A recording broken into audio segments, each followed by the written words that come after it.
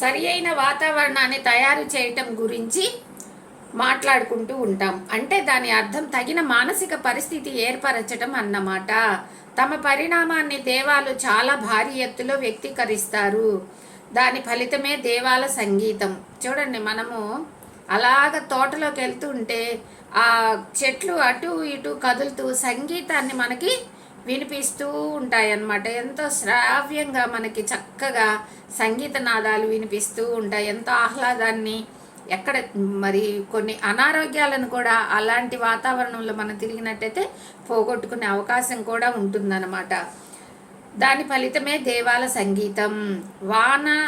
వానలలోనూ కనుమలలోనూ వనాలలోనూ కనుమలలోనూ చాలామంది దేవాలు గుంపులుగా చేరి అలౌకికమైన చెక్క వాయిద్యాలను వాయిస్తూ స్వరయుక్తమైన తాళయుక్తమైన చక్కని కచేరీ చేస్తుంటారు. మనం అలాగా అరణ్యంలాగా ఉన్న ఆ శ్రీశైలం అడవుల్లోకో, తిరుపతి అడవుల్లోకో, అరుణాచలం అడవుల్లోకో అలా వెళ్ళినప్పుడు దీన్ని మనం బాగా గమనించుకోవచ్చు అనమాట. ఆ వృక్షాలు అలా ఇలా ఊగుతూ మనకి మంచి శ్రావ్యమైన సంగీతాన్ని అందిస్తూ ఉంటారు. మనము ధ్యాన స్థితిలో ఉండి వాటిని విన్నట్టయితే అద్భుతంగా ఉంటుందన్నమాట ఆ సంగీతం. ఇప్పుడు అర్థమవుతుంది మనకి, ఈ దేవాత్మలే ఆ సంగీతాన్ని మనకు వినిపించేలా చేస్తున్నారు, ఆ వాయిద్యాలన్నీ వాళ్ళు వాయిస్తున్నారని ఇప్పుడు అర్థమవుతుంది. ఇప్పుడు దాకా మనం ఏమనుకుంటాము, గాలికి అవి అటు ఇటు తిరుగుతూ ఏదో శబ్దాలు వస్తున్నాయి అనుకుంటాము. కానీ ఇప్పుడు దాంట్లో మనం సరిగమల్ని గుర్తుపడతాము. అవి కూడా దేవాత్మలు చేస్తున్న కచేరీ అని చక్కగా మనం గుర్తించగలుగుతామన్నమాట. మనుషుల స్వరం కంటే దేవాల స్వరం చాలా హెచ్చు స్థాయిలో ఉంటుంది.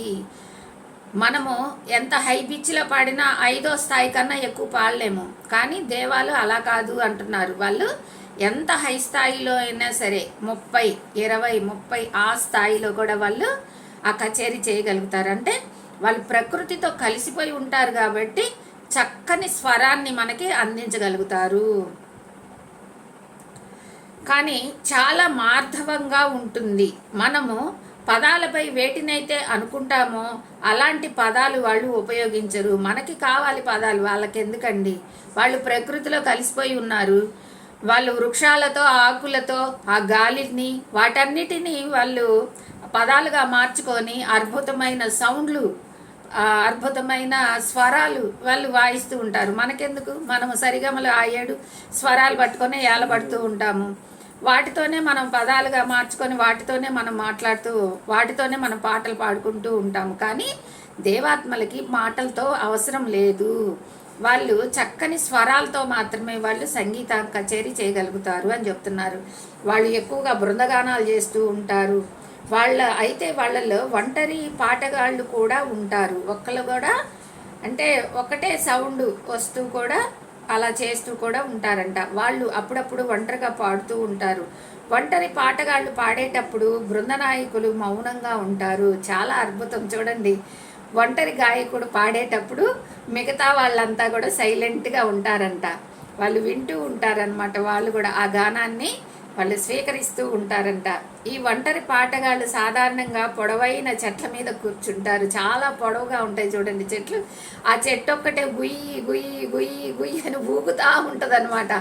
ఆ సౌండ్ వస్తూ ఉంటుంది. అంటే అక్కడ ఒంటరి దేవాత్మ కూర్చొని అక్కడ పాట పాడుతుందని అర్థం అనమాట. ఈ విషయాలన్నీ మనం తెలుసుకున్నట్టయితే ప్రకృతిలోకి వెళ్ళినప్పుడు మనం చక్కగా వీటన్నింటినీ ఆస్వాదించవచ్చు. ఒక్క చెట్టే సౌండ్ ఇస్తూ ఉందనుకోండి, అప్పుడు అనుకుంటాం మనం ఒక దేవాత్మ ఈ చెట్టు మీద కూర్చొని ఒంటరిగా పాట పాడుతున్నాడు అని మనం గ్రహించవచ్చు అనమాట. బృందగాయకులంతా దూరంగా, దానివల్ల వినపడే గానం చెవులకు అద్భుతంగా వినపడుతూ ఉంటుంది. ఎప్పుడు ఆ కచేరీలను వినని వాళ్లకు వాటిని వర్ణించి చెప్పడం అసాధ్యం. ఎప్పుడు వినని వాళ్ళకి ఏం చెప్తాం మనం? చెప్పలేం కదా. ఆ కచేరీ మొత్తం మానవ జాతి మీదే ప్రభావం చూపగలిగిన చక్కని వాతావరణాన్ని సృష్టించగలదు. బహుశా మానవులందరికీ ప్రశాంతతను, సహృద్భావాన్ని వెలిబుచ్చే తమదైన శైలి ఇదేనేమో వాళ్లకు. ఈనాడు ప్రపంచంలో ఉన్న పొరపచ్చాలు, ఆధునిక యుద్ధాలు వీటి గురించి ఏనాటికి అర్థం చేసుకోలేరు. ఎప్పుడు మరి డామ్ డామ్ అని బాంబులు వేసుకుంటూ, తుపాకులతో కాల్చుకుంటూ, మారణాయుధాలు ఉపయోగించుకునే వాళ్ళకి ఈ చక్కటి సంగీతం గురించి వాళ్ళకి ఏం అర్థమవుతుంది? ఈ ప్రకృతిలో ఉన్న సౌందర్యం గురించి వాళ్ళకి ఏమర్థమవుతుంది? దాన్ని నాశనం చేయటం తప్ప. యుద్ధాల వల్ల చూడండి ఎన్ని అరణ్యాలు నాశనం అయిపోతున్నాయి, ఎన్ని ఊళ్ళు నాశనం అయిపోతున్నాయి. వాళ్ళకి ఈ కమ్మని సంగీతం గురించి వాళ్ళకేం అర్థమవుతుంది? వాళ్ళకేం తెలుస్తుంది? ఏం తెలియదు కదా. అది చెప్తున్నారనమాట. దేవాలకు సొంత ఆస్తులు ఉండవు మనుషులకు ఉన్నట్టుగా. మనకంటే కావాలి, ఇల్లు కావాలి, ఇల్లు మీద ఇల్లు కావాలి, 7 అంతస్తుల మేడ కావాలి. వాళ్ళకి అవసరం లేదు, వాటితో వాళ్ళకి అవసరం కూడా లేదు. అంటే మనం అనుకునేలాంటి ఆస్తులు ఉండవన్నమాట.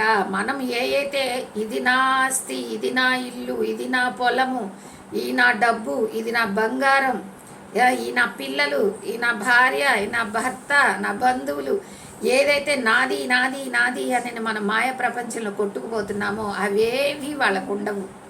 ఎంత అద్భుతమో చూడండి, ఎంత అద్భుతమో. ప్రకృతాత్మగా ఏర్పడినప్పటి నుంచి తన పొట్ట పోసుకోవటం కోసం, డబ్బు సంపాదించడం కోసం అవసరం అతనికి ఉండదు. ఏం పని అక్కడ? అన్ని క్షణాలలో తలుచుకుంటే చాలు వాళ్ళకి వచ్చేస్తాయి. ఇక్కడ మనలాగా కష్టపడాల్సిన అవసరాలు అన్ని పోగు పెట్టుకొని దాచిపెట్టుకునే అవసరం కూడా అక్కడ లేదు. బహుశా ఆ విషయంలో మానవుని కన్నా అతనే చాలా అదృష్టవంతుడు చెప్పచ్చు. నేను చెప్తున్నాను, 1,000,000 రెట్లు అదృష్టవంతుడు కదా. మనం ఎంత కష్టపడి, ఎంత పోగు చేసి, ఎంత మూట కట్టుకున్నా మళ్ళీ ఇక్కడ వదిలేసి మళ్ళీ అక్కడికి వెళ్ళాల్సిందే కదా. కానీ అక్కడ అసలు అలాంటి పోగు పెట్టుకోవాల్సిన అవసరమే లేదు. హ్యాపీగా ఏది కావాలంటే అది అనుభవించు, ఏది కావాలనుకుంటే అది తీసుకొచ్చుకోవచ్చు, ఏది కావాలంటే దాన్ని చూడవచ్చు, ఏ సంగీతం కావాలంటే ఆ సంగీతం పాడుకోవచ్చు, ఆనందంగా ఆనందలహరిలో మునిగి తేలుతూ ఉండవచ్చు. ఇక్కడలాగా అన్ని కష్టాలు, నష్టాలు, ఆస్తులు, అంతస్తులు అన్నీ పోగేసుకొని దుఃఖిస్తూ దుఃఖిస్తూ ఏడుస్తూ చావాల్సిన అవసరమే లేదు. అంతా హ్యాపీ లైఫ్ అన్నమాట అక్కడ. మరి ఈరోజు స్వాధ్యాయం ఇది ఫ్రెండ్స్. మరలా తిరిగి రేపు దేవాత్మలు ఇంకా ఎలాంటి ఆనందాన్ని అక్కడ పొందుతున్నారో, ఇంకా ఎలాగా మానవులకి ఇంకా ఎలాంటి సంపదలు పెంచడానికి వారు తోడ్పడుతూ ఉన్నారు రేపు స్వాధ్యాయంలో మనం తెలుసుకుందాం friends. Thank you friends, thank you.